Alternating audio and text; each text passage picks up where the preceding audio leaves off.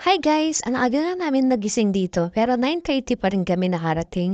Dahil 2 PM pa naman ng check-in, iniwan muna namin yung sasakyan sa hotel tapos maglakad-lakad muna nga kami. Tawang-tawa nga kami dito kay Sia kasi gusto din niya mag-sunglasses. Iyan, sinuot na niya kaso baliktad. Ang ganda nga mag-picture-picture dito pag umaga kasi wala pang masyadong tao. Gusto ko nga rin i-try ang ginagawa ng mga vlogger na kunwari yung naglalakad tapos hindi tumitingin sa camera. Pero itong isa naman nakatingin siya. Kaya ito inulit pa nga. Nakakapagod pala 'to kasi iiwan mo yung camera tapos babalikan mo din naman.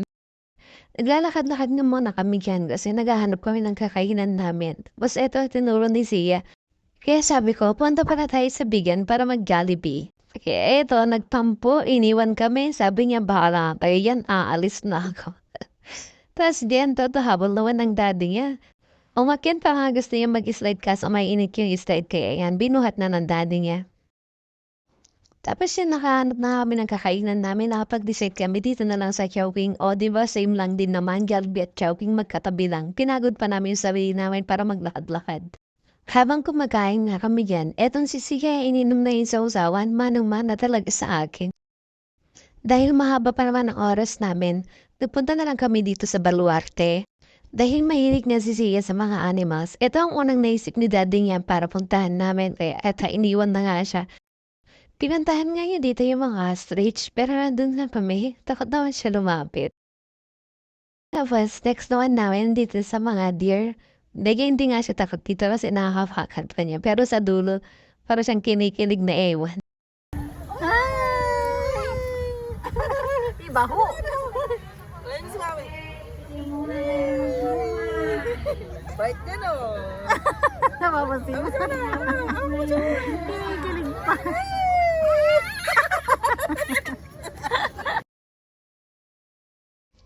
Next naman namin ay dito sa may Safari Gallery. Tuwang-tuwa nga ako dito kasi nagkarata ako kay Jabit. Akala ko sino yung nasa likod ko. Tapos dito naman minumustrahan dito ni Sia kung paano yung ginagawa ng elephant. Super enjoy nga dito ni Daddy. Ay si Sia pala. Ayan, tuwang-tuwa siya sa mga hayop na nakita niya. Meron nga siyang tinuturo sa taas kaya pinuntahan na namin.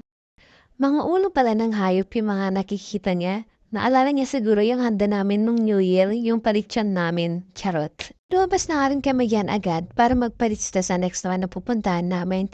Kaya eto si Sia nga sobrang friendly, naghihiram siya ng karkasay ng pahiram ng bata.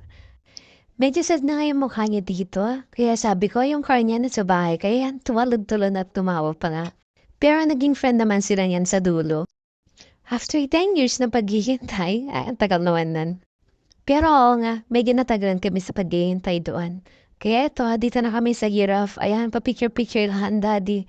Ang haba ng leg ng mga giraffe, siguro cheetah ito dati. Charis.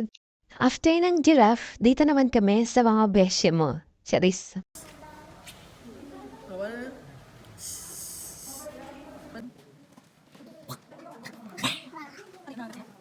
Nagtataka ako dito kung titignan ng mga tao. Akala ko kahoy, yun pala malaking turtle. Gustong hawakan ni Sia pero takot naman pala siya. After nun, dito naman kami sa mga crocodile.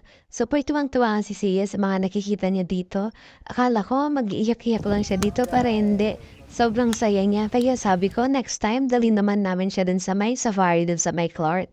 Eto na naman nga yung mga lakad serya namin na kinukuhanan namin.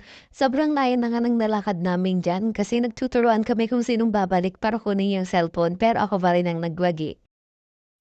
Ay, kapogi naman itong naglalakad na to. Sino kaya to?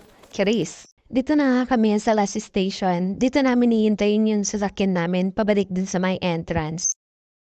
Tuwang-tuwa nga si Sia dito kasi magpapakain daw siya ng mga fish pero wala naman ako nakikitang fish. Kaya sabi ko, ring niya yung bell para lumabas yung mga fish kasi hindi naman niya magalaw sa sobrang bigat. Kaya yan, tinulungan na lang siya ng daddy, tuwang-tuwa na naman ng bata. After 10 years ulit na paghihintay at eto na nga, dito na kami sa entrance at may excited nga na bata na una na siyang umakyat. At patalon-talon pa nga siya dito, gusto pa nga niya dun sa taas kaya yung tinuturo niya akyat daw sila ng daddy niya. Ayayan, umakyat sila at eto ako na naman yung photographer. At di naman ako nagre-reklamo sa lagi na to kasi di naman ako magpapatalo yan kasi dapat may family picture din, o diba? Nang init na dyan, 3:00 na ng hapon nasunog na kami kaya ito bumalik na kami para mag-check-in. Mga nga kami sa Ciudad Hernandina Hotel nag-stay. Ang ganda nga dito, bukod sa mababait na staff, malapit din kami sa Cruzarogue Street kaya lakad-lakad lang kami paggabi. Pagkakit nga namin dito, eto si Sia dumanay sa may telephone, may tinatawagan yata. Maaga pa naman kaya nagpahinga muna kami para may lakas kaming dumala para mamayang gabi. At eto nga, nakapag-church na naman tong batang to, madami na naman siyang energy para tumakbo-takbo. Naghahanap nga kami dyan ng mga street foods kaso wala daw, sabi nila tuwing piyesta daw merong street foods. Kaya eto, trinay namin yung sinanglaw. Okay lang naman pero hindi kami nabusog. Hindi ako kumain si daddy kasi hindi niya daw gusto yung lasa pero masarap naman. Kaya sabi ko after namin manood ng dancing fountain, magkape na lang kami. Kaso saglit lang kami dito kasi sa taas kami puwesto. Pabalik na kami dito, papunta kami sa Starbucks pero sabi ko magpicture muna dito for the souvenir.